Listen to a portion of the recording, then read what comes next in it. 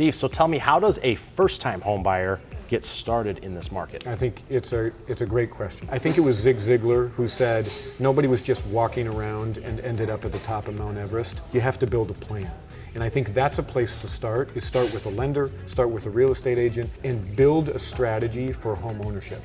Sometimes what's happening is that buyers feel like home ownership is unattainable, and that's completely false. Absolutely it's attainable, but you gotta have a plan. You gotta know what your debt is, work to save a down payment. We were talking when we first arrived about a city program that you're talking about, where they provide a grant or a silent second. Also, I think that it's imperative that a buyer starts by getting pre-approved. And I think many times people don't really understand what goes into the pre-approval process.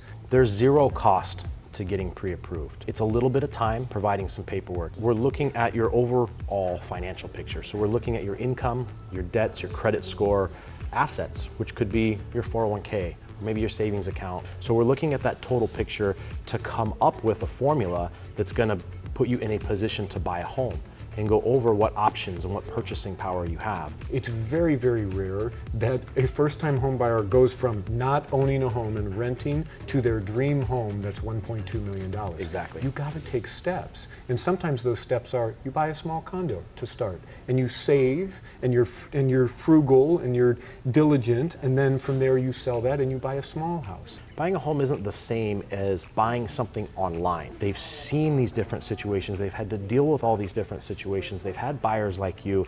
Now you have that experience that dovetails into that knowledge gap that the buyer is going to have to guide you the right way. Real estate is such a great investment. I mean, the ability to leverage money, when we're talking about that 2022, everybody's forecasting appreciation rates in Southern California somewhere between like 10 and 20%.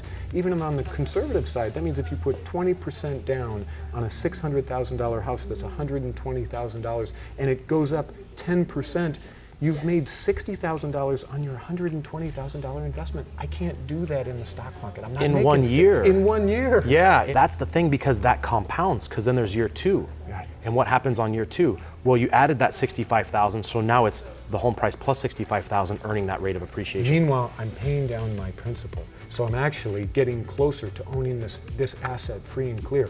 All you have to do in order to be wealthy, in my opinion, is buy a house and pay it off. And contribute the money to your 401k, and what you will end up with in 30 years is an asset, particularly in Southern California, and $1 million asset that's entirely paid off. As a first-time home buyer, getting involved with a team like ourselves is a really, really good idea. Yeah, it's the number one way to build wealth in this country. Well, for sure. I'm glad that we agree as salespeople in the industry, and hope that you will definitely reach out to us whenever it's convenient.